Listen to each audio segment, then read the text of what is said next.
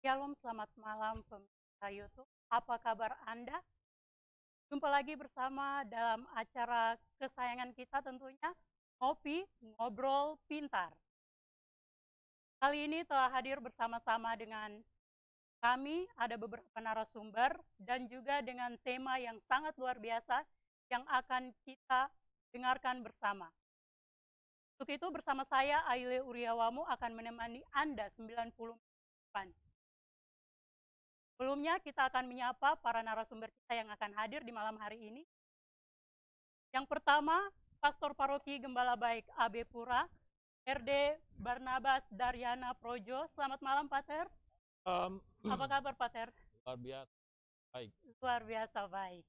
Dan juga telah hadir bersama kami di malam hari ini, Seksi Pewartaan Paroki Gembala Baik AB Pura, Bapak Max Mena. Selamat malam, Bapak. Malam. Bapak kabar baik ya, Pak? Luar biasa sehat. juga sehat. Ya, luar biasa, dan tentunya yang akan membuat sharing kita kali ini lebih menarik lagi karena telah hadir juga bersama-sama dosen Sekolah Tinggi Filsafat Teologi Fajar Timur, ada Bapak Abdon Bisei. Selamat malam, Pak. Shalom. Shalom, Bapak. Selamat malam, sehat ya, Pak? Kabar baik. Kabar baik, luar Puji biasa. Tuhan. Puji Tuhan. Ya, kali ini kita akan mendengarkan atau men-sharingkan tema tentang menghayati makna sakramen dalam gereja Katolik. Untuk itu, bagi Anda yang nantinya akan mau bertanya-tanya sebentar mengenai tema yang akan dibahas pada malam hari ini, Anda bisa langsung menghubungi kami di nomor yang sudah tertera di layar kaca YouTube Anda. Anda bisa langsung telepon ataupun bisa juga SMS via WhatsApp. Dan tentunya juga Anda bisa melalui chat line streaming yang ada di kolom YouTube Anda. Untuk itu, tak menunggu lama, kita langsung saja menyaksikan bersama Ngopi, Ngobrol Pintar. Baik, kita sama Pak Akdon dengan kita minum kopi. Oh, kasih. Pasti lepas. Kita minum yang nikmat ya. Mantap. Rasa mona manis. Pastilah rasa kopi, bukan rasa teh. Baik, Bapak Adon, Bapak Max. Nah, kita bersama-sama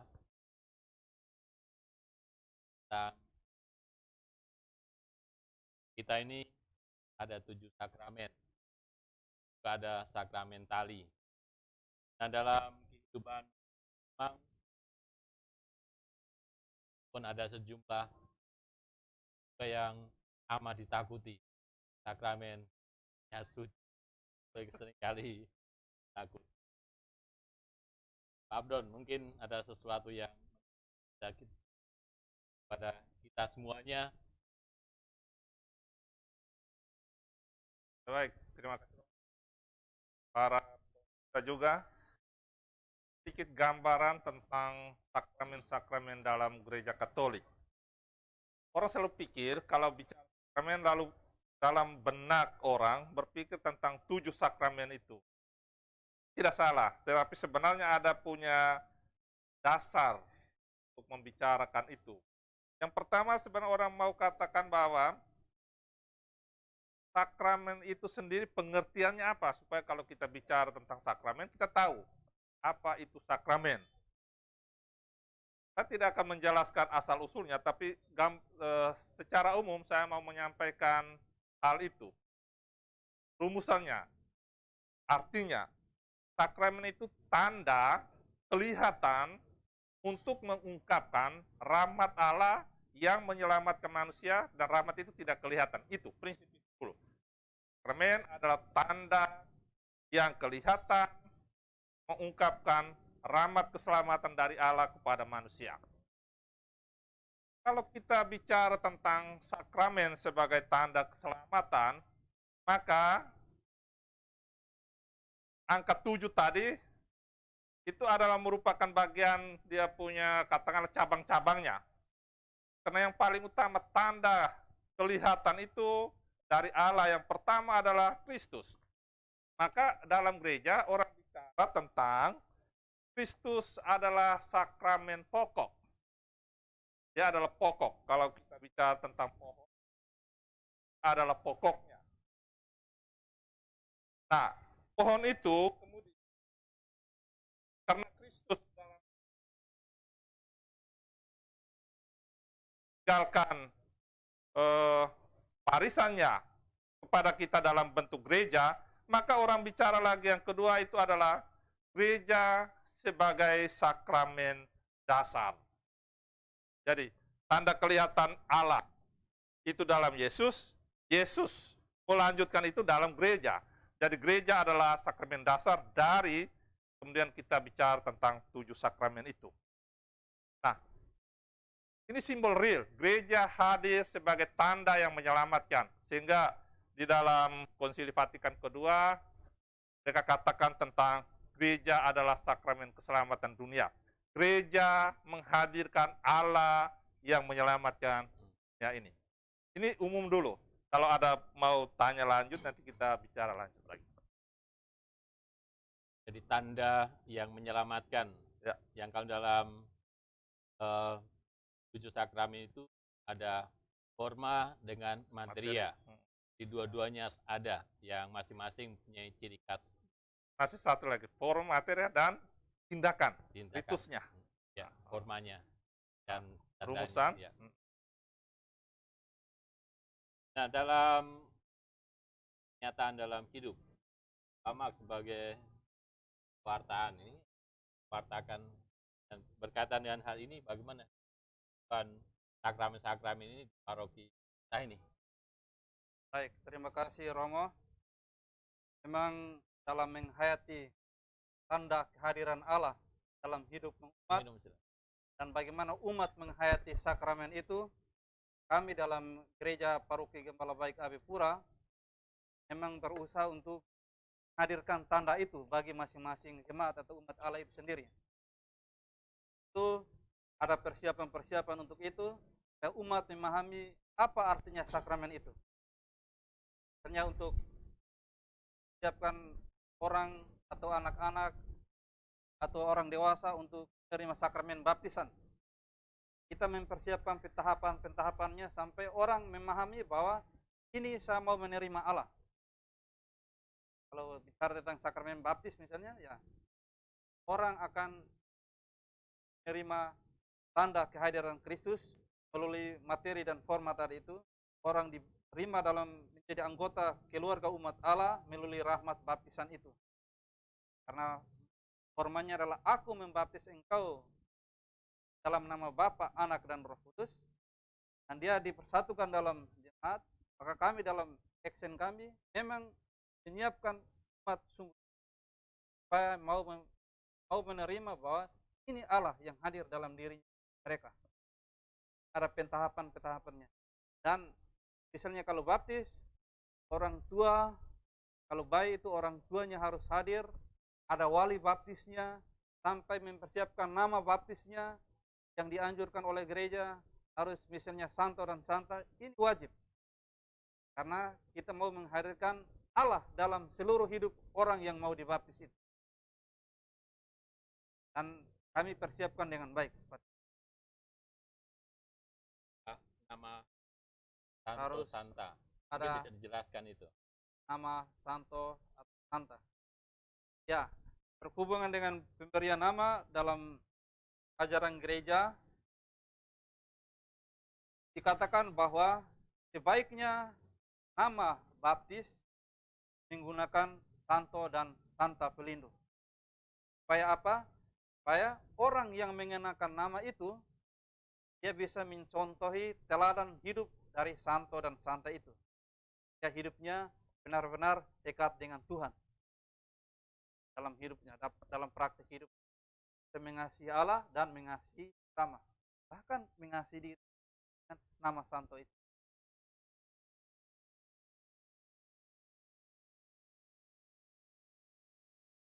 Kali atau sadar untuk nama. Seringkali Mei atau Milan. Meliana atau apa saja. Kadang-kadang macam-macam. Padahal bahwa dalam kehidupan memang diharapkan adalah saya bisa mencontoh teladan Santo Santa. Misalnya Santo Barnabas macam saya yang hidup Santo Barnabas itu sendiri. Dan juga menurut saya Santo Barnabas juga membantu saya, melindungi saya, dan mencontoh dalam corona ini, pandemi ini, ada sejumlah sakramen-sakramen yang tidak, walaupun tadi tidak adalah tanda kehadiran atau tanda yang menyelamatkan, tapi banyak sakramen-sakramen yang tertunda. Nah, kira-kira apa yang harus dibuat? Ya, betul. Memang pandemi virus corona ini buat sejumlah hal, termasuk tentang pelaksanaan sakramen itu dalam gereja Katolik, jadi paroki kita, Kepala Baik Abe Pura ini menjadi terhambat dalam tanda petik. Tetapi bagaimana menghayati kehidupan sakramental dalam hidup masing-masing kita itu, nah ini harus kita bangun, kita pupuk. Mungkin sakramentalnya itu, sakramennya kita tidak rayakan, misalnya sebelum-sebelumnya Ekaristi, umat ikut saja live streaming, atau bahkan mungkin mendengar dari radio saja. Tapi aspek penghayatan itu yang harus kita lebih fokuskan ke sana. Bahwa Allah itu hadir, walaupun saya tidak ikut misa. Jadi misalnya terima komuni batin, nah itu, lebih pada itu. Nah, dengan demikian, walaupun corona, tapi bagaimana menghayati tanda kehadiran Allah itu yang lebih penting. Gitu, Pak. Refleksi tentang tanda kehadiran Allah itu bagus kalau kita menghubungkan perayaan Ekaristi dalam masa pandemi COVID ini. Kalau kita ingat dalam perjanjian lama, umat Israel yang ada dalam pembuangan, itu 700 tahun itu lama sekali. Dan selama 700 tahun mereka tidak pernah beribadat di Bait Suci. Kita baru 3 tahun, 3 bulan ini. Mereka tidak merayakan itu. Padahal bagi mereka Bait Suci adalah pusat kehidupan religi, kehidupan beragam mereka. Apa yang dibuat? Para nabi mulai membicarakan tentang aspek Bait Suci itu ada dalam hatimu. Maka refleksi tentang kehadiran Allah itu berubah. Allah bukan hanya hadir dalam gereja, dalam Bait Suci, tetapi hadir dalam hati para umat yang ada di pembuangan. Kalau saya andaikan macam kita sekarang ada dalam pembuangan, situasi itu kita merefleksikan kehadiran Allah dalam batin kita. Jadi bukan lagi seolah-olah dalam batin, tapi memang Allah hadir dalam batin kita melalui. Nah, soalnya itu adalah begini, kalau kita pernah dengar kata intensi misa, orang mengerti apa? Intensi berarti keterarahan. Kita mengarahkan hati, pikiran kita kepada hal itu. Maka, dalam perayaan Ekaristi yang live streaming, pastor mempunyai intensi kepada umat di rumah-rumah, makanya para pastor selalu menyapa itu, dan umat merasa bahwa dia juga hadir. Nah, keterarahan itu, sakramen itu terjadi. Ada perjumpaan dari Allah dan ada minat dari manusia berjumpa, maka ada kehadiran Allah itu bisa dirayakan oleh umat meskipun rumah. Hanya memang Paus bilang jangan sampai live streaming menjadi lebih penting dari tatap muka. Nah itu, maka selalu diusahakan ada perayaan Ekaristi yang harus dihadiri oleh. Jadi dari satu segi kita juga perlu merefleksikan kehadiran Allah dalam tanda-tanda yang kita hayati sehubungan dengan peristiwa COVID ini. Tapi memang ada sejumlah sakramen yang Ekaristi live streaming, tapi sakramen tobat tidak bisa lewat telepon atau video call.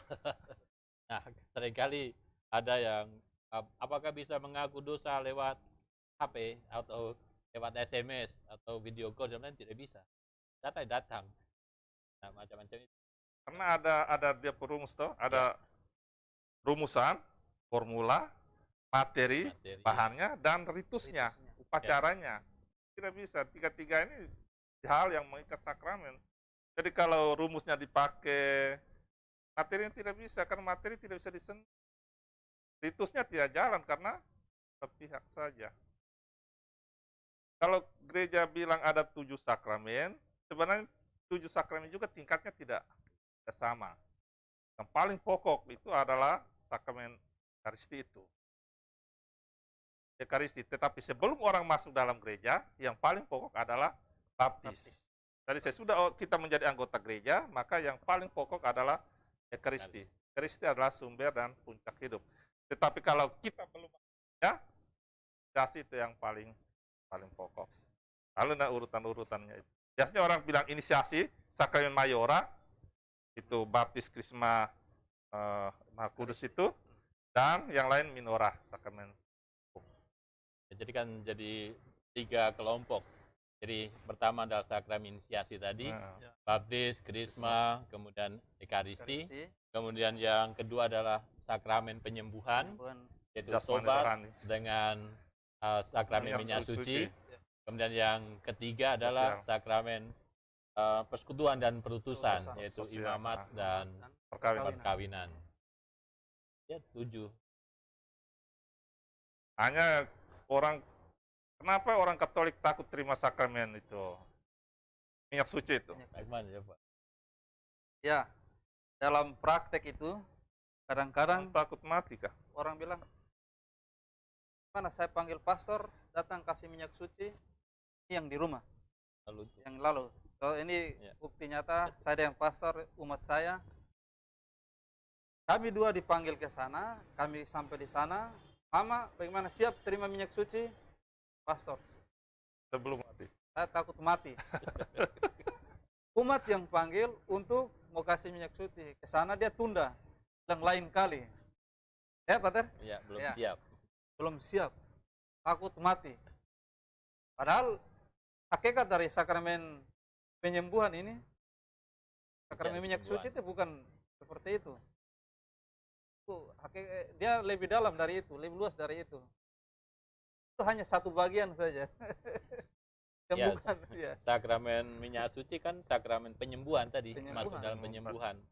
Nah, memang dari banyak pengalaman itu, ada yang setelah diberikan minyak suci, kemudian sehat kembali. Kemudian tahun berikutnya, kolab lagi, minyak suci lagi. Nah, itu ada beberapa kali. Tapi juga ada yang setelah minyak suci langsung lewat. Itu juga sembuh sebenarnya. Karena mati kan Tidak sakit lagi. Iya, tidak sakit lagi. Tapi itu tadi belum siap. Siap, tidak sakit lagi. Kendala-kendala. Nah. Banyak. Jarang sekali. Satu-satu, jarang sekali. Ya, jarang. Rupanya tadi, takut mati. Ya. Rupanya ada satu gambaran yang tidak pas ya. Kita punya katekesi di tengah umat tentang minyak suci itu ya. Orang selalu pikir minyak suci supaya mati. Padahal minyak suci ada penyembuhan. 2 hal toh. Kalau yang sakramen tobat itu penyembuhan bersifat spiritual, mengaku dosa, apa segala macam. Sementara yang ini ya penyembuhan fisik juga sebenarnya, memberi penguatan kepada orang supaya orang, justru karena orang sakit itu mewakili gereja yang menderita, dan itu yang kurang dihayati oleh umat kita. Sehingga kita mestinya ketika kita menjumpai umat yang sakit itu, support bahwa mewakili gereja yang menderita adalah kamu yang sakit ini. Apa orang takut mati. Tapi yang menerima sakramen minyak suci kan bukan hanya orang yang sakit, tetapi juga yang lansia. Orang tua. Yang lansia, yang orang tua bisa. Sehingga misalnya waktu di Waena pas hari orang sakit sedunia itu, nah, itu misalnya misa kemudian penerimaan sakramen minyak suci bagi yang siap untuk menerima. Waktu itu cukup banyak yang terima. Ada orang-orang tua-tua yang datang, walaupun tidak merasa sakit, tetapi dia siap untuk terima itu. Nah, itu luar biasa. Itu yang maksudnya bahwa itu adalah untuk menguatkan. mempersiapkan diri. Kan tujuan hidup kita kan satu saja, kerajaan Allah. Kerajaan Allah. Nah, sehingga ketika ada waktu ya sudah, siapkan saja. Ya. Jadi, Merasakan hadirnya Kristus dalam Ya, penderitaan betul. mereka toh sebenarnya. Jadi kalau mereka hanya berdoa sekarang, imam hadir dengan sakramen minyak suci, justru mau mengatakan bahwa imam alter Kristus itu hadir bersama dia yang menderita itu. Hanya di situ umat takut mati jadi. Ya. Kalau pengalaman yang tadi Pater bilang itu juga mungkin salah satu strategi atau salah satu cara berkatekese supaya orang memahami dan menghayati sakramen rekonsiliasi itu.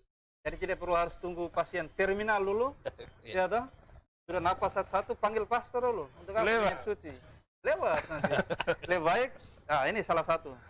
Jadi mungkin kita harus praktekkan di sini juga pas hari raya orang suci, orang sakit Hari sedunia, raya orang sakit ya. sedunia. Kita buat, ya, programkan ya mungkin pengalaman itu pastor, bagus ya. nanti kita buat untuk tahun berikutnya. Tahun-tahun berikut ya. Yang juga susah itu juga sakramen tobat toh. Nah, ini Yang tadi kendala Pater juga. bilang mengaku lewat telepon apa. Sebenarnya apa ya yang membuat orang tidak mau mengaku dosa itu? Mungkin Pak Maksi punya dengar-dengar orang punya kisah kah? Kalau saya kan mengajar di sekolah, saya tanya anak-anak, kapan terakhir mengaku dosa anak-anak? Sambut baru. Pokoknya banyak cerita tapi singkatnya itu waktu terima komuni pertama. Baru kamu sudah kelas 3 SMK ini belum mengaku dosa. Belum, Bapak. Alasannya apa? Biasanya kalau kita gale-gale kadang-kadang ada perasaan takut mau mengaku dosa. Tapi saya teguhkan mereka bahwa jangan takut. Karena seharusnya kita takut terhadap dosa yang kita pikul selama menjadi beban, kita bawa terus sampai mati itu menjadi masalah.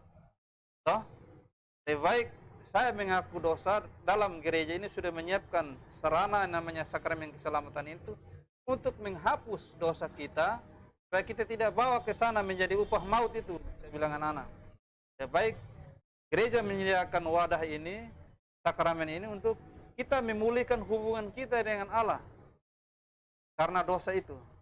Anak-anak mulai paham dan kalau saya ikuti itu, kalau ketika ya Natal Paskah lah, napas. Sekali lagi napas. Sakramen ini juga sakramen napas.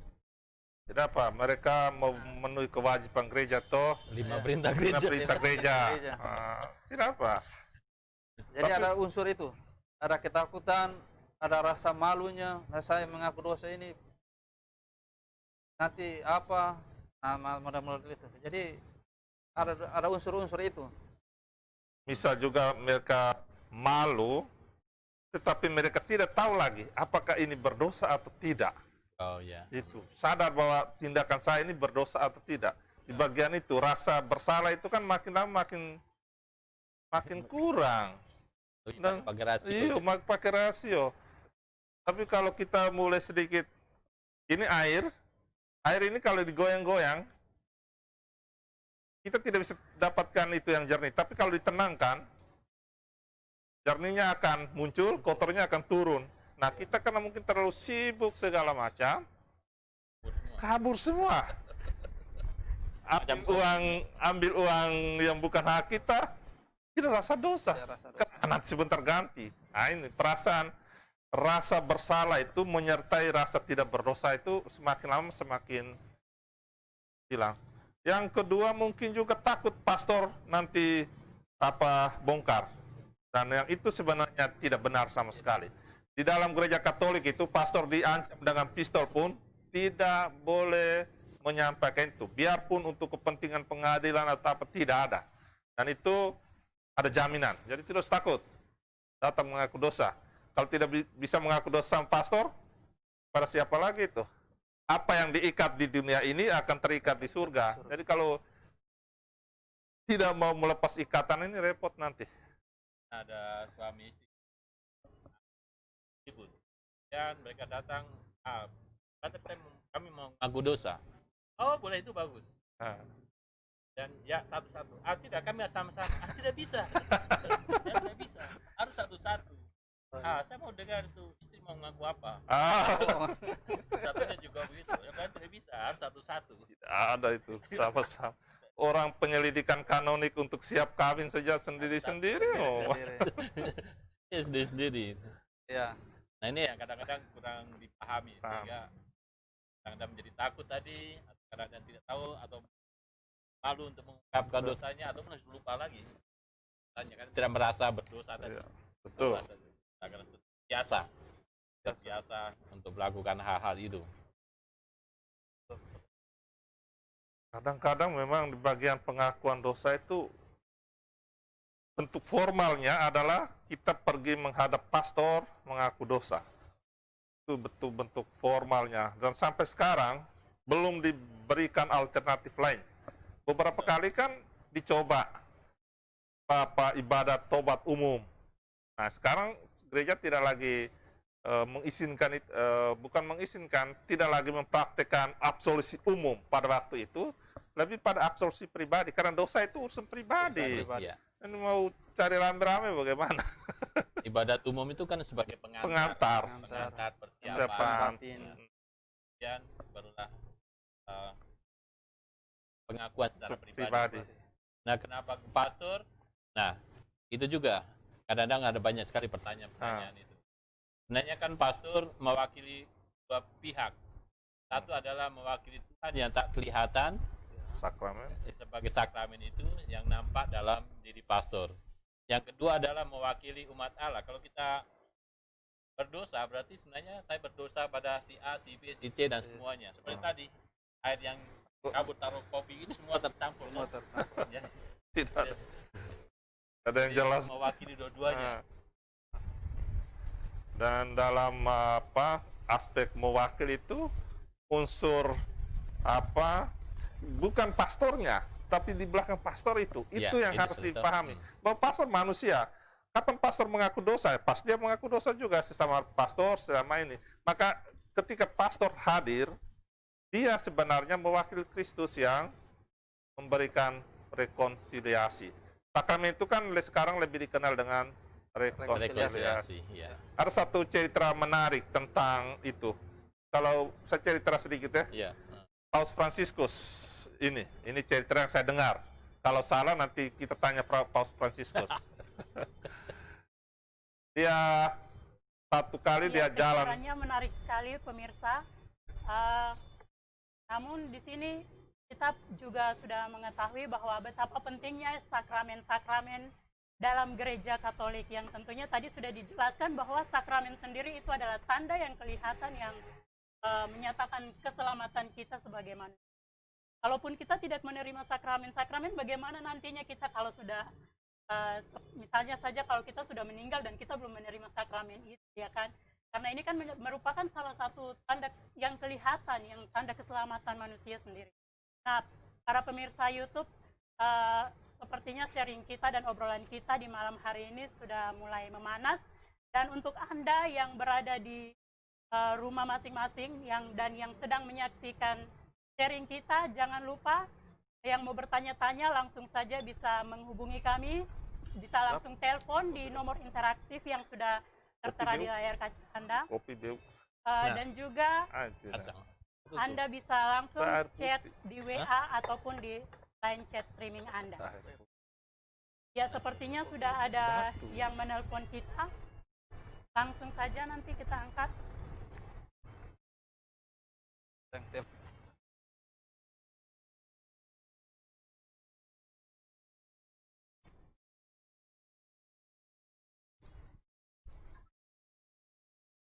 Ya, halo, selamat malam, dengan siapa dan dari paroki mana?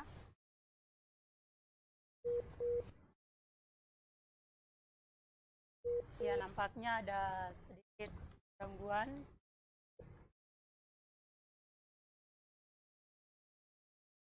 Ya, di sini langsung saja kita dengarkan kembali sharing bersama tentang sakramen-sakramennya. Pak Abdul. Lanjut. Ini cerita waktu kami rekoleksi di Sentani dengan mener satu dari Malaysia. Ini cerita tentang Paus Franciscus ini. Dia jalan di Roma sore-sore dan lihat ada satu orang yang jadi pengemis di situ. Dan seperti kenal orang itu. Akhirnya dia suruh salah satu imam di situ untuk menemui pengemis itu. Suruh bilang Paus ada undang dia. Kemudian si yang dihubung itu dia pergi mencari si pengemis, suruh mandi, Paus ada perlu apa segala macam, dia kaget. Nah, Paus ketemu dan Paus kenal bahwa itu salah seorang imamnya dulu. Dia sudah, kenapa kau ada di sini? Dia bilang, ya saya sudah keluar dari imamat dan sekarang saya malu tinggal di sana, jadi saya ke sini. Lalu Paus bilang nanti mengundang dia untuk makan malam. Lalu dia makan malam, selesai makan malam, Paus bilang, kamu siap? Sebentar saya mau mengaku dosa sama kamu. Ini mau mengungkapkan apa? Dua hal. Bahwa kebutuhan manusia untuk mengungkapkan dosanya itu merupakan juga kebutuhan dasar untuk membebaskan diri dari hal-hal yang mengganggu dia. Itu yang pertama. Yang kedua, dia mau menempatkan tentang imamat. Imamat tidak pernah ditiadakan meskipun orangnya sudah keluar dari imam. Nah, dalam situasi darurat, imamat itu berguna. Jadi, Bapak Paus tadi mau supaya orang yang tadi itu tetap menghargai imamatnya itu. Meskipun dia sebenarnya sudah kena ada satu sanksi yang dia alami di... Nah, yang saya mau kemukakan itu adalah bahwa perlu pengakuan dosa. Ternyata Paus juga bisa mengaku dosa. Kita umat ini, ya Paus juga manusia, pasti punya dosa, apalagi kita. Berarti kebutuhan mengaku dosa adalah satu proses untuk menjalin kembali relasi kita dengan Allah yang putus itu. Entah karena apa, kita tahu masing-masing punya cerita sendiri-sendiri. Itu yang saya dengar. Tapi saya kadang-kadang juga berpikir bahwa ini luar biasa, gereja Katolik itu seperti supermarket. Banyak sekali disediakan di dalam, kita tinggal datang ambil mana-mana. Ambil sendiri. Rahmat itu begitu berlimpah untuk kita, dan kita bisa ambil sendiri itu. Itu penghayatan saya tentang bagaimana ketersediaan sakramen bagi kita Katolik. Sangat kaya. Itu yang kami para pastor kalau bahas ada retreat bersama atau bersama, ada kesempatan untuk saling mengaku dosa sakramen itu. Tinggal pilih saja dengan siapa, dia dengan siapa, nanti tinggal pilih satu dan sama-sama punya sakramen itu. Ya bolak-balik. Sudah saya balik lagi.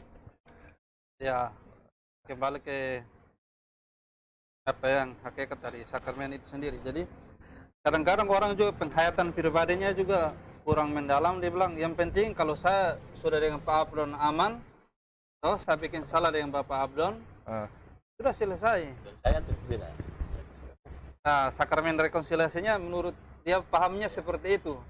Tapi bukan seperti itu pemahaman tentang sakramen rekonsiliasi.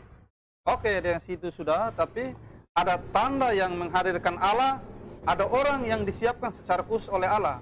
Wakil Kristus adalah imam.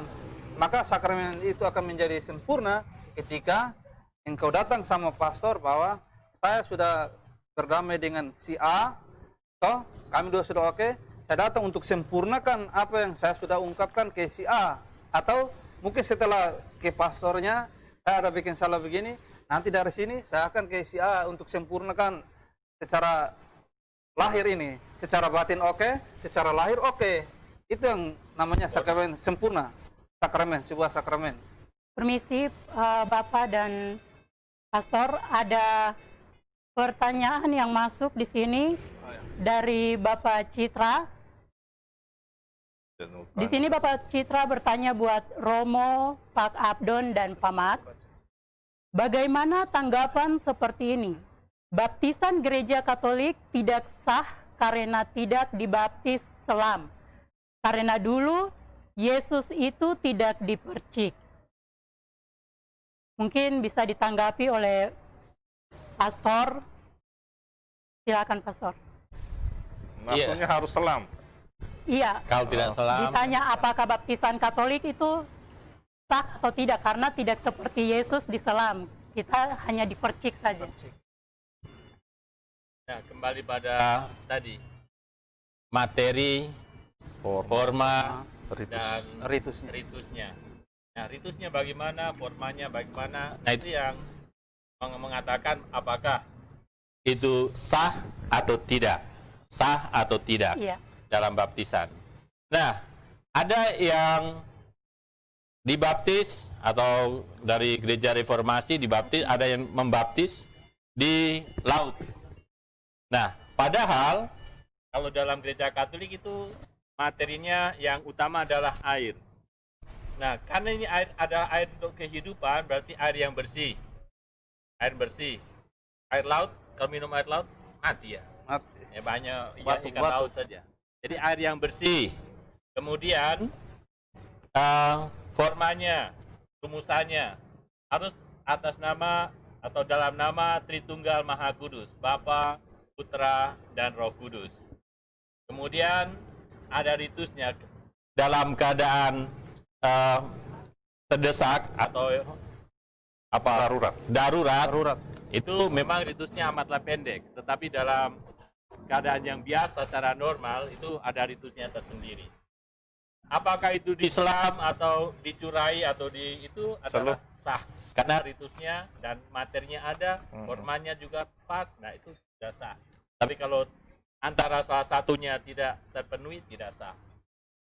Mau pakai selam boleh, mau dicelupkan juga boleh, mau itu. Tetapi mengingat situasi kita, maka ini lebih pas situasi pastoral. Orang saya bilang, masa kasih bawa kolam ke gereja kan tidak mungkin. Karena itu harus ada dalam satu upacara. Karena apa? Orang dimasukkan ke dalam kelompok.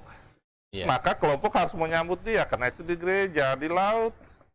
Ini terlalu ramai, tidak. Soalnya bukan hanya soal ritus, tapi secara pastoral juga tidak menunjang. Karena ini kan upacara liturgis, ritus. Maka harus disingkir dari hal-hal lain. Altar itu kan yang naik di altar itu juga ada syaratnya. Kalau di pantai, bagaimana itu? Siapa itu? Jadi soal cara, tiga-tiga disetujui. Mau celup boleh, mau direndam selam boleh, dituang boleh. Lalu rumusan kita itu jelas ya, Bapa, Putra, dan Roh Kudus, bukan anak. Karena putra jelas laki-laki. Anak kan bisa laki atau perempuan. Itu. Ya. Dalam Tambah. ya. Silakan. Kadang-kadang yang pertanyaan itu muncul dari gereja lah, di luar dari gereja Katolik. Jadi ini kalau kita bicara tentang konteks gereja Katolik, ini sah karena ajaran gerejanya dalam hukum kanonik itu mengatakan seperti itu. Dibaptis, apakah ditenggelamkan atau dicurah itu sah. Ya. Prinsipnya Asal kepalanya, asal kepalanya, tangan atau kakinya. ya, itu sah. Yang intinya. Ya gitu. Kuncinya di kepala. Ajaran gereja dalam tradisi gereja Katolik, ritus gereja Katolik. Seperti itu. Iya, ada lagi pertanyaan, apabila seorang sudah baptis secara Katolik, lalu menikah dengan pasangan dari agama lain dan ikut agama tersebut. Nah, kalau umat tersebut mau kembali ke gereja Katolik, apakah yang bersangkutan perlu dibaptis ulang? Iya, silakan. Ya, berkaitan dengan hal ini tergantung apakah pindahnya itu memang ada formanya atau ada suratnya dan juga secara publik. Nah, ketika secara publik dan memang benar-benar sudah pindah, ketika kembali lagi, karena baptis itu kan hanya satu kali saja. Nah, maka diterima secara resmi. Secara resmi di depan publik, artinya di depan umat. Nah, itu kalau misalnya yang sejenis itu. Begitu juga yang dibaptis di gereja-gereja yang lain yang diakui oleh Katolik, maka ketika kembali, ketika masuk ke Katolik, maka tidak dibaptis, tapi hanya diterima secara resmi. Dan kalau memang baptisannya adalah diragukan, ini sah atau tidak, maka yang disebut adalah baptis bersyarat. Jadi itu. Harus jelas. Agama mana? Dulu. Untuk Papua, kita ada pengakuan bersama. Katolik, Gereja Protestan Indonesia, dan Gereja Kristen Injili. Ini tiga-tiganya sah baptisan. Jadi kalau saya Katolik, pindah ke GKI, tidak ada baptis ulang. Tapi saya Katolik kemudian menyangkali iman saya, pindah ke agama yang bukan tiga gereja tadi, itu kan berarti saya murtad. Dan karena saya murtad, saya kalau kembali, saya harus membuat pengakuan iman lagi. Tidak dibaptis, tetapi membuat pengakuan iman. Artinya apa?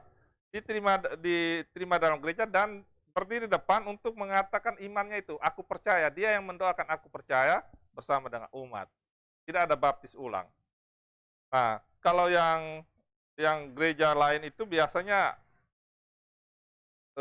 bukan gereja, 3 gereja ini biasanya tidak ada kesulitan. Praktis, saya ingat beberapa kali paroki AB ada umat yang nikah di gereja di depan kita, dapat masing-masing bertahan dengan gerejanya.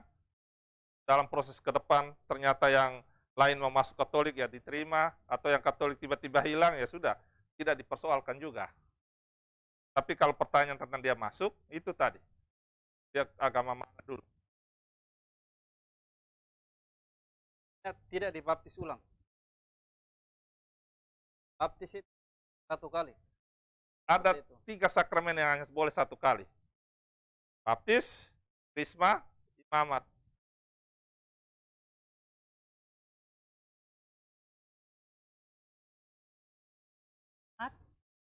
Apakah orang Katolik yang menikah di luar gereja Katolik dapat menerima komuni? Silakan Pastor tanggapi dulu. Ya, tergantung menikahnya.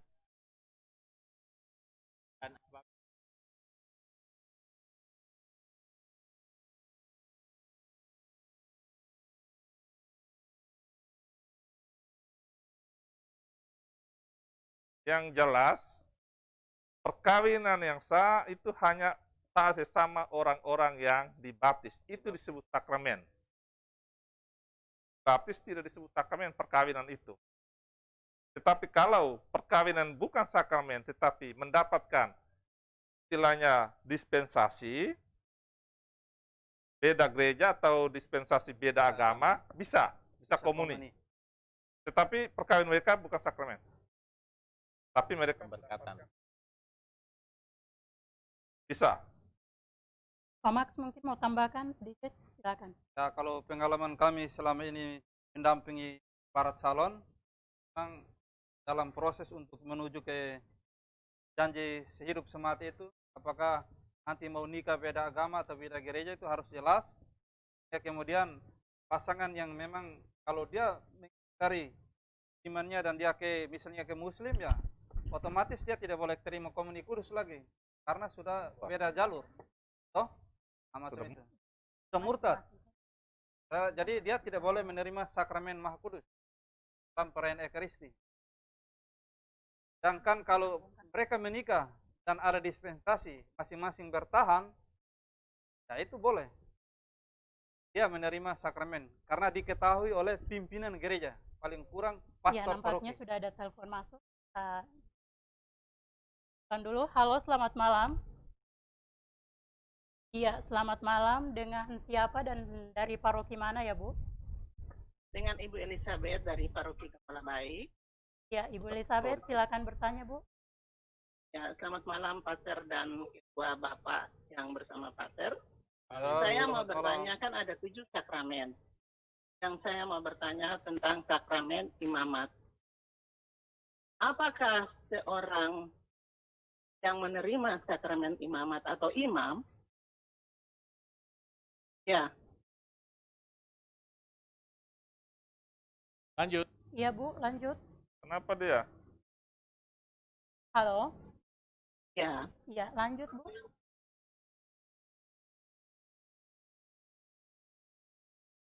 Ibu, lanjut, Bu, pertanyaannya, Bu. ya, terganggu. Seorang yang sudah menerima sakramen imamat atau seorang imam di gereja Katolik diizinkan untuk berpolitik. Diizinkan untuk berpolitik. Seorang imam atau pastor diizinkan untuk berpolitik. Ya, itu yang pertama.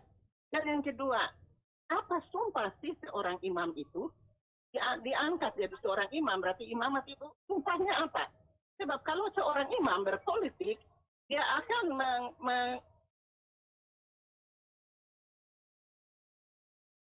Ya, lanjut Bu. ya, kalau seorang imam itu berpolitik, dia bisa membuat umat menjadi terpecah belah, mengacaukan umat, mengacaukan imam umat. Itu saja. Terima kasih. Selamat malam. Silakan jawab Pak. Ada macam-macam politik. Ada politik pewartaan, ada politik praktis. Yesus juga berpolitik dalam mendekati atau menyampaikan wartanya kepada orang-orang yang dihadapinya. Tapi kalau tadi lebih pada politik yang praktis langsung, itu memang diharapkan para imam tidak berpolitik praktis. Melainkan ya berpolitik tetapi yang bukan langsung. Melainkan ya dalam kehidupan lebih pada berpastoral. Nah, imam punya tugas adalah seperti Kristus, yaitu adalah menyatukan semua orang, karena Yesus sendiri hadir untuk semua orang tanpa kecuali siapapun yang mau menerima dia. Nah, seorang imam diharapkan adalah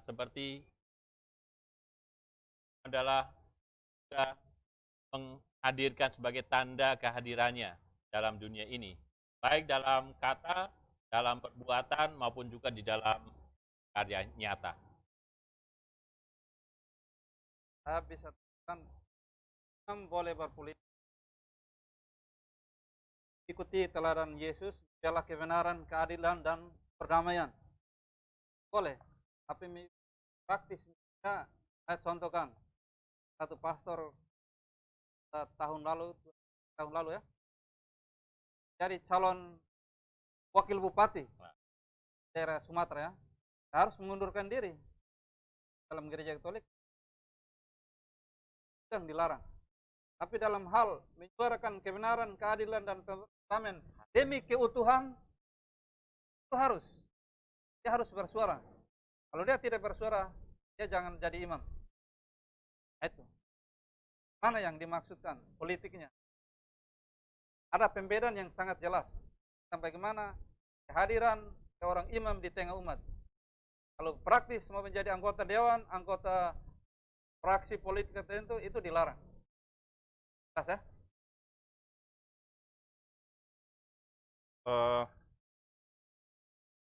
Daripada politik adalah common sense, bonum commune, kesejahteraan bersama. Ini tujuan. Dan kita punya dasar juga dalam Gaudium et Spes, itu artikel 72 merumuskan itu. Untuk kesejahteraan semua. Nah, kalau pertanyaan Ibu tentang itu, memang apa tuh? Tetapi kalau Ibu bertanya tentang apakah imam boleh langsung, nah, kita harus pilih dua hal. Politik dalam arti pengelolaan tata negara itu wewenang awam. Maka para imam mensupport awam dalam aspek untuk keterlibatannya dalam politik praktis itu, hal politik itu. Sementara wewenang yang menjadi kewenangan dari seorang imam adalah masalah iman dan moral. Nah, di sekitar iman dan moral ini yang nanti panjang, karena itu biasanya lebar sekali. Karena iman ada dua bentuk. Pengungkapan iman itu kita nyatakan dalam liturgi, perayaan sakramen-sakramen, tapi perwujudan iman dalam hidup bersama. Bagaimana seorang imam memberi kesaksian tentang itu. Maka Konsil Vatikan kedua dalam Gaudium et Spes merumuskan tentang pembelaan terhadap satu, dan martabat manusia. Kalau imam terlibat dalam pembelaan terhadap harkat dan martabat manusia, dia punya ada dukungan. Yang kedua, pembelaan terhadap keadilan dan keadilan sosial bagi masyarakat. Kalau dia terlibat di situ, ya dia. Yang ketiga, dia harus mengajarkan tentang tanggung jawab sosial itu kepada umat. Ini 3 hal. Sebenarnya masih ada beberapa hal, tapi lebih konkretnya itu. Nah, bisa jadi kalau ada menyerempet itu memang agak susah. Itu agak sulit. Tapi posisi istilahnya standing posisi berdirinya seorang imam itu adalah yang tadi itu. Dia ditabiskan untuk umat, untuk mempersatukan, tetapi dia juga punya istilahnya keberpihakan yang jelas dalam harkat dan martabat manusia itu. Dan rumusan itu memang terlalu luas untuk kita bicarakan tentang hal sakramen ini. Ya, ini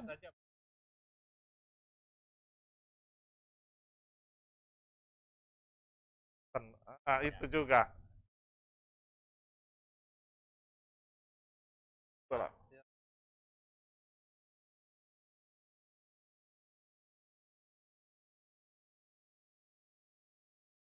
Ya, Pastor, tadi juga Ibu ingin tahu apa sumpah seorang imam itu.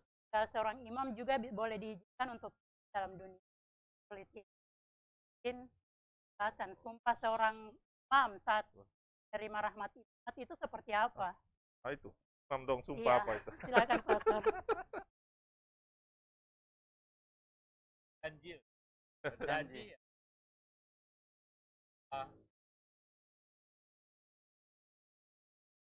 Antara katanya ada demikian tentang imam agungnya dalam kata, dalam perbuatan, dalam karya, hanya janjinya. Mungkin sedikit cerita. Pada masa dulu di Papua dan mungkin juga di Provinsi Maluku, waktu itu masih Provinsi Irian Jaya, kita punya beberapa imam menjadi anggota DPR. Ya. Yang sekarang sudah pensiun uskup itu, Michael Angkur. Dia dari Wamena anggota DPR, naik ke sini anggota DPR, bahkan ketua DPR lagi. Suster Watson, yang kemudian jadi kepala sekolah di Taruna Bakti. Dia jadi anggota DPR di Ambon. Jadi ada satu rumusan dalam dokumen gereja dalam situasi tertentu. Manakala awam tidak terlibat dalam itu, para imam bisa. Tapi itu situasi khusus seperti yang situasi kita itu. Jadi situasi darurat. Kalau memang setiap saat darurat ya boleh, tapi ternyata tidak toh. Awam banyak pintar-pintar kok, urusan politik itu dunia mereka, ya. Suruh tentang debat DPR kita yang susah.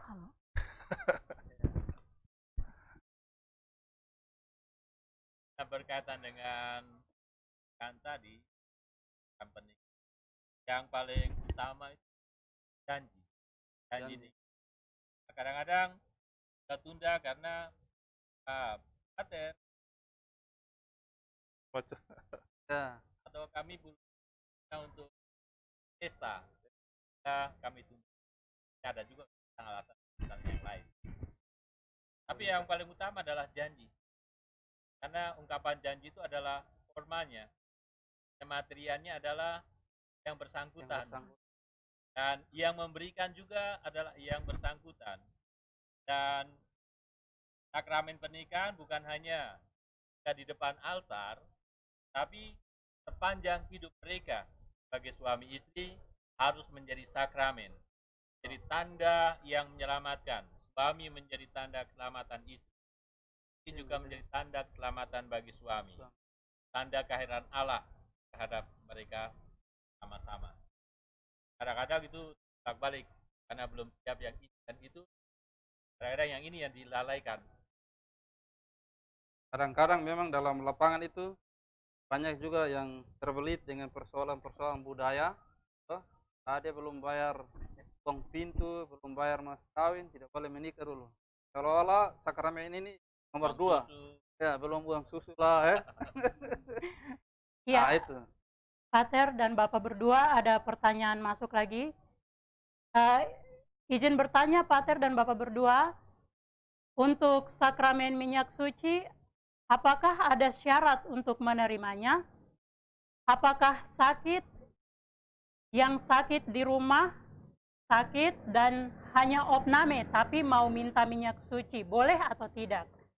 Seperti stereotip bahwa yang menerima itu yang sudah di dalam keadaan kritis. Ya, saya pikir tadi sudah saya ungkapkan bahwa yang sakramen minyak terkait orang-orang yang sakit sudah kritis. Entah itu di rumah sakit, atau di rumahnya sendiri, atau di jalan-jalan, atau di mana saja, dan juga orang yang tua, yang lansia. Asal sudah dibaptis, syaratnya utama adalah sudah dibaptis. Yang paling utama itu. Kalau belum dibaptis, memang Nanti pergi untuk baptis. Atau baptis sekaligus. Jadi semuanya. Pastor harus pergi baptis. Baptis darurat langsung. Darurat langsung. Bisa. Tapi baptis darurat dalam gereja perdana itu pada abad kedua ketiga biasanya orang menggunakan itu. Nanti mau mati dulu baru baptis. Kenapa? Dong pikir kalau sudah dibaptis nanti pergi sibuk-sibuk mengaku dosa jadi mau mati dulu baru baptis. Itu praktek pada abad-abad pertama, kedua, ketiga. Dan syarat juga yang sakramen suci adalah masih hidup. Iya. Masih hidup. Masih hidup, masih bernapas. Kalau Ketika sudah tidak mati, bernapas lagi, tidak ada guna. Kadang-kadang sudah ini paksa untuk kasih sakramen. Ada satu ritus dalam sakramen minyak suci itu, orang bilang viatikum, bekal terakhir. Nah, yang mau mati boleh dapat bekal terakhir. Yang mau masih hidup, bekalnya bukan bekal terakhir. Bekal terakhir itu apa? Komuni itu. Jadi kalau komuni itu dia terima, dianggap dia membawa bekal terakhir untuk persiarannya kepada Bapa. Kalau asal masih bisa makan. Atau tidak pakai anggur. Anggur, telan, dia cicip bisa. Iya, jangan tunggu bekal terakhir, bawa bekal memang. Jauh-jauh sebelumnya. Iya. Ya, berikutnya pertanyaan selanjutnya. Selamat malam Pastor Paroki Gembala Baik AB Pura, selamat malam Bapak Abdon dan Bapak Max. Bahwa sakramen sebagai tanda kehadiran Allah. Ada satu hal yang ingin mohon pencerahan, yaitu tentang pemberian sakramen Krisma, di mana selalu yang menerima adalah Bapak Uskup. Di lain hal, saya pernah mengikuti upacara penerimaan 3 sakramen sekaligus, yaitu sakramen permandian, sakramen ekaristi, dan sakramen Krisma bagi katekumen dewasa. Salah satu sakramen dari 3 sakramen yang sekaligus diterimakan kepada katekumen itu adalah sakramen Krisma, di mana yang pada upacara dilaksanakan diterimakan oleh imam, dalam hal ini Bapak Uskup. Bukan Uskup. Dalam hal ini, apakah yang menjadikan sah bagi imam untuk menerima sakramen Krisma? Terima kasih. Silakan ditanggapi. Ya, dalam baptisan dewasa, biasanya sakramen inisiasi diberikan sekaligus. Sakramen baptis, sakramen Krisma, dan sakramen ekaristi. Di tiga-tiganya. Dan yang menerimakan adalah imam yang bersangkutan, karena imam adalah perpanjangan dari Bapak Uskup. Nah, untuk memang sakramen-sakramen sama yang sakramen Krisma yang dari misalnya untuk anak-anak, memang perlu ada persiapan-persiapan, dan uskuplah yang menerimakannya. Jadi dia yang memberikan. Kalau uskup berhalangan, maka akan memberikan suatu tugas kepada Sikjen atau pada dekan atau pada pastor paroki atau siapa saja. Ada namanya tugas. Beberapa kali saya diberikan saat itu kan sakramen Krisma di Amisibil dan di Pamena, di beberapa tempat yang lain yang Bapak Uskup berhalangan atau tidak sampai ke sana. Ini ada surat tugas.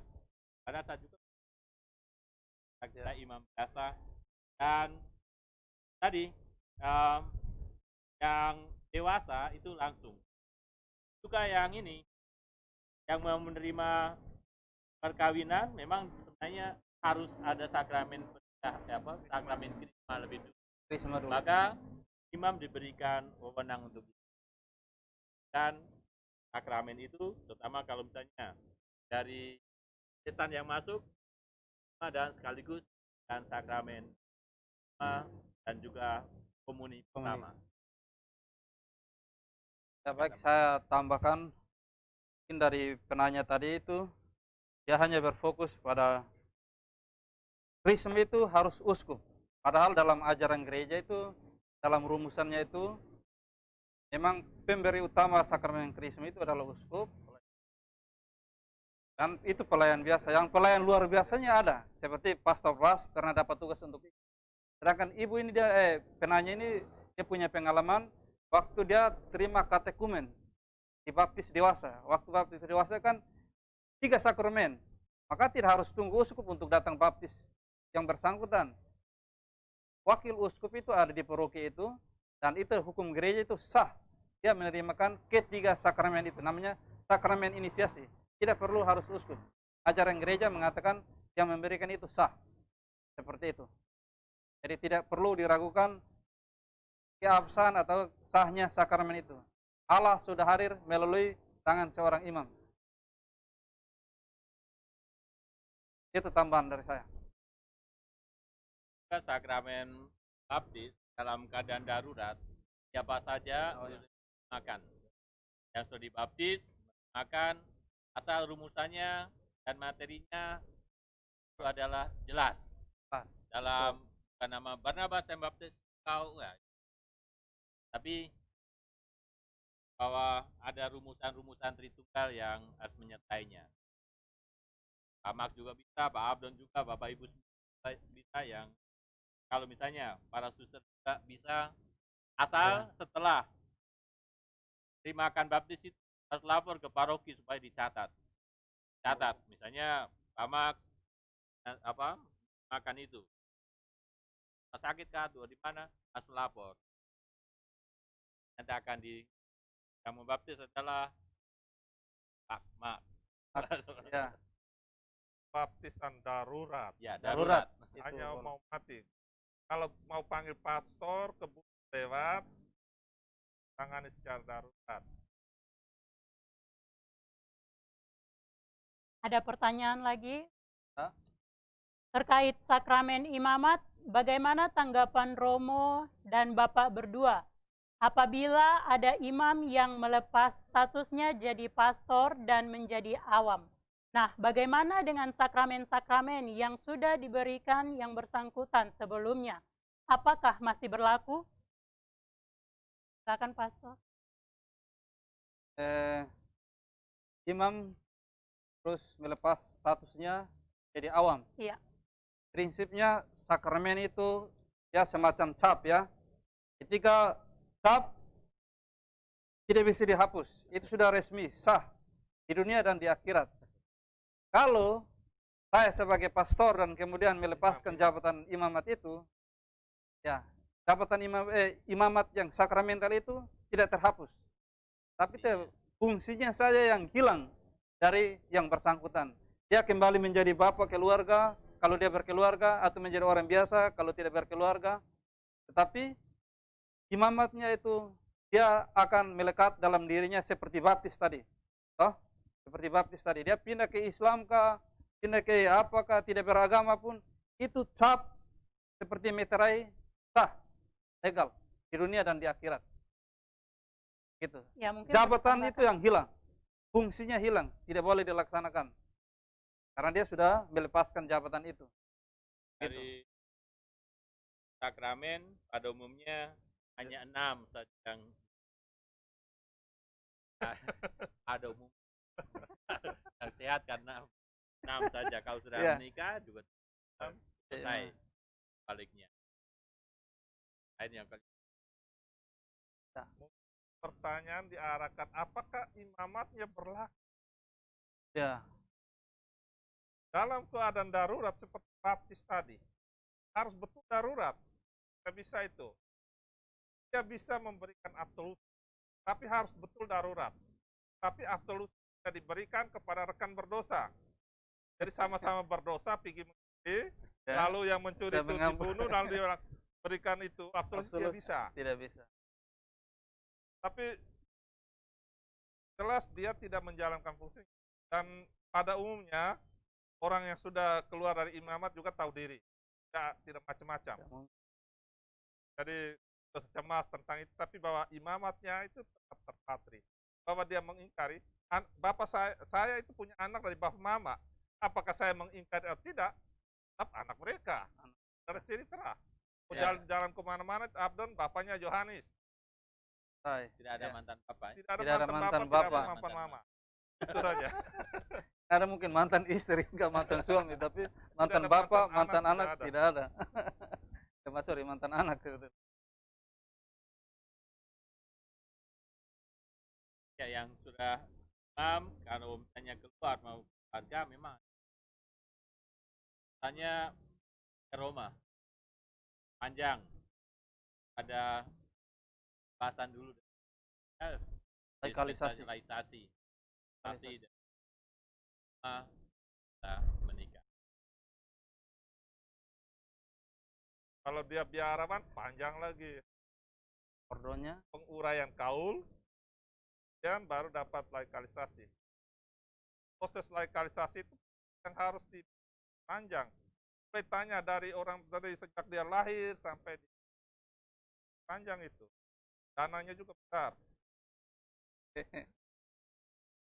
Ya, di sini terkadang orang biasa bilang kalau gereja itu hanya sebuah sarana atau bangunan saja.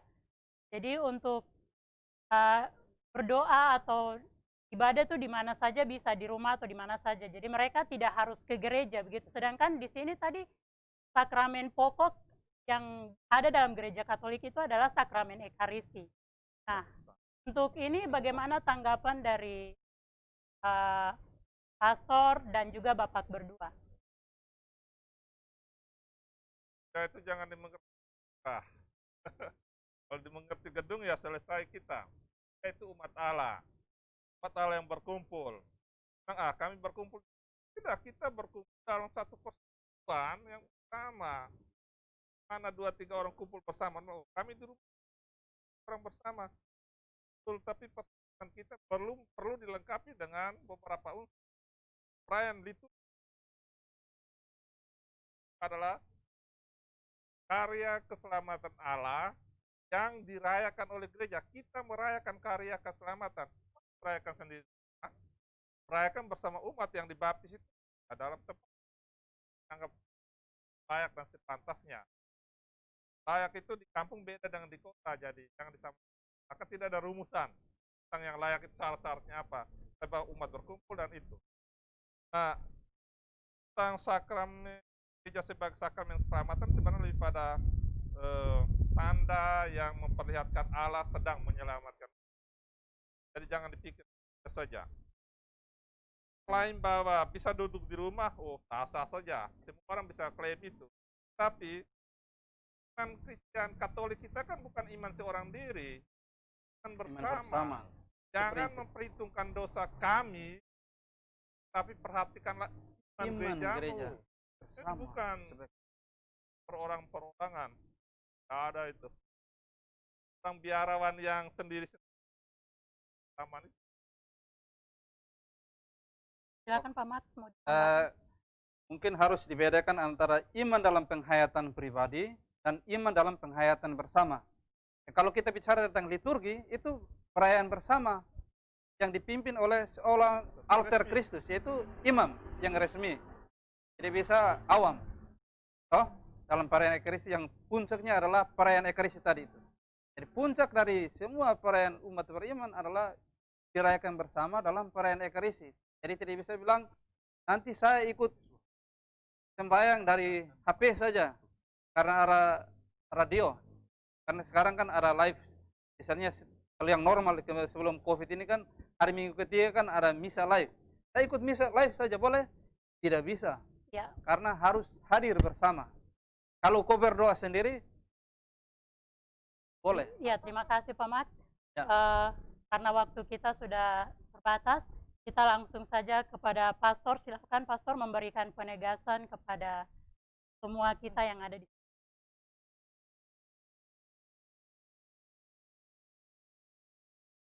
Dalam ajaran gereja katakan bahwa ada sakramen-sakramen. Sakramen adalah satu tanda kehadiran Allah yang diselamatkan dan diungkapkan melalui dan juga ada sarananya dan rumusan-rumusan yang ada. Dan hal itu harus diterima secara pokoknya dengan kerendahan hati. Diterima secara menyeluruh diharapkan, walaupun dalam sakramen itu memang normalnya adalah 6 saja yang diterimakan. Nah, diharapkan tahapan-tahapan yang ada itu harus diperhatikan. Tidak hanya sekedar terima dan terima, hanya formalitas. Tapi harus dihayati sebagai tanda yang menyelamatkan itu. Menyelamatkan diri sendiri maupun juga menyelamatkan orang lain. Supaya orang lain juga bisa memperoleh suatu keselamatan. Nah, memang ada sakramen-sakramen tali, misalnya berkatan rumah, itu sakramen tali. Berkatan kendaraan, dan macam-macam pemberkatan itu sakramen tali. Nah, semuanya adalah untuk menghadirkan Allah, untuk keselamatan. Tidak ada untuk supaya celaka, tidak ada. Tetapi semuanya adalah untuk kehidupan, untuk keselamatan diri maupun juga sesama yang lain. Nah, sehingga diharapkan bisa memahami tentang sakramen-sakramen ini dan juga mengetahui akan makna dari sakramen itu, yaitu untuk keselamatan dan sekaligus mampu jadi tanda bagi yang lain.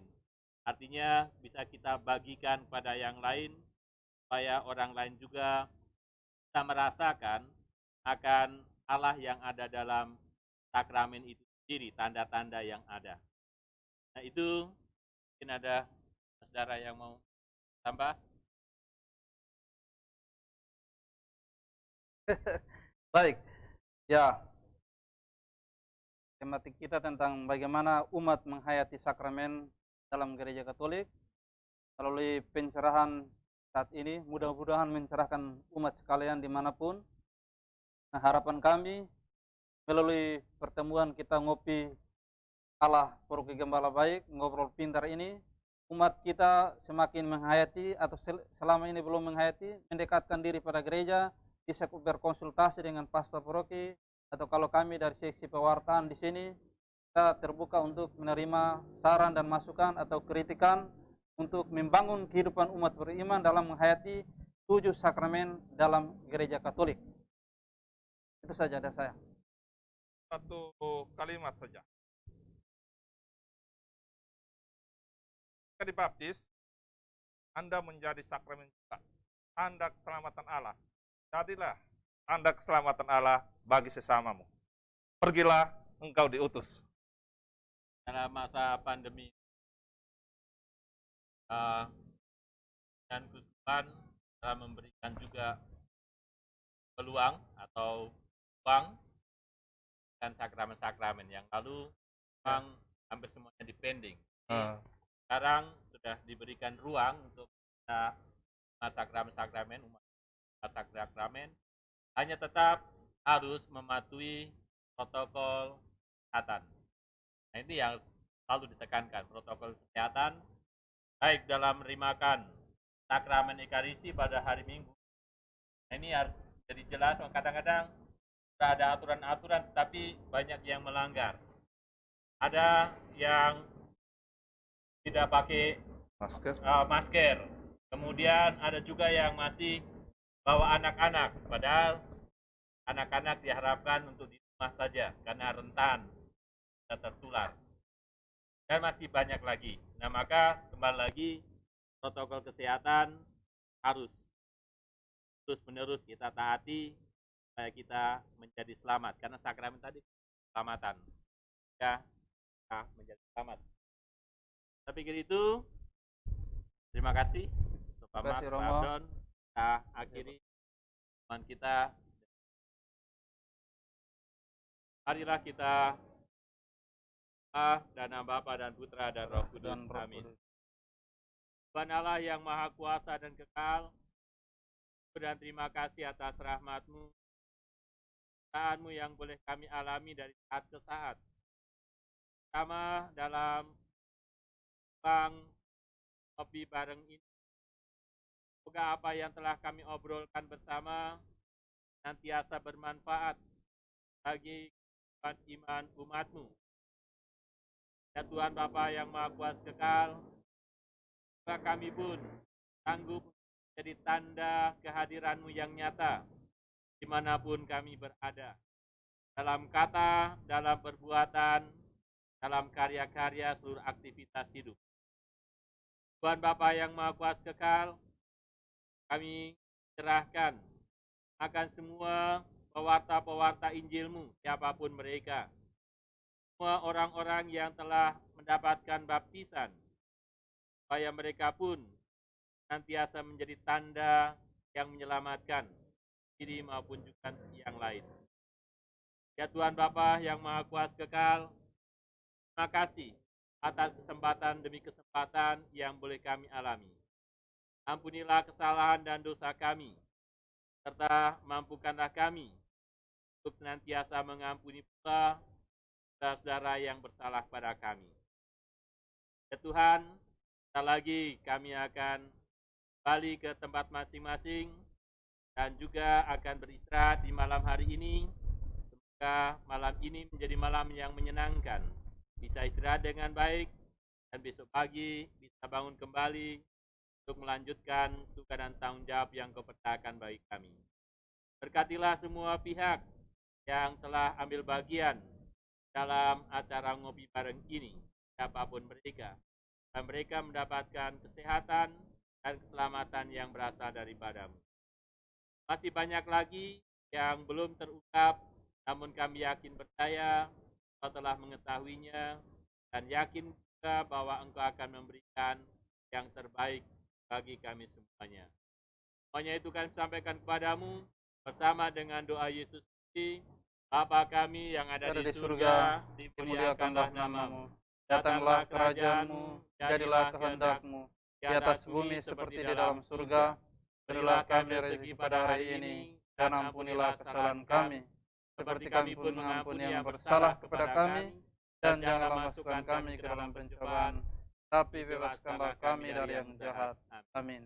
Maria, Engkaulah Bunda kami, tolonglah selalu anak-anak.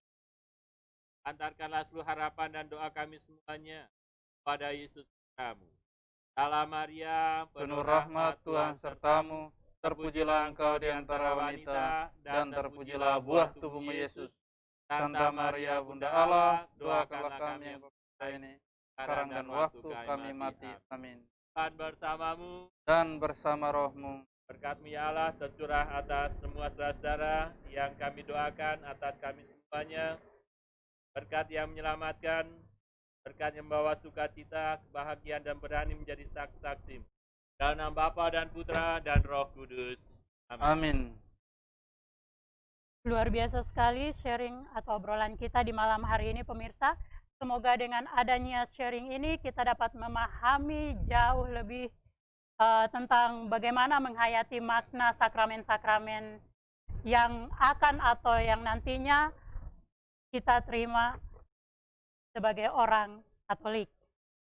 Terima kasih kepada para narasumber kita, Pastor Bas, terima kasih, Pak Bapak Max Mena dan Bapak Abdon, terima kasih banyak.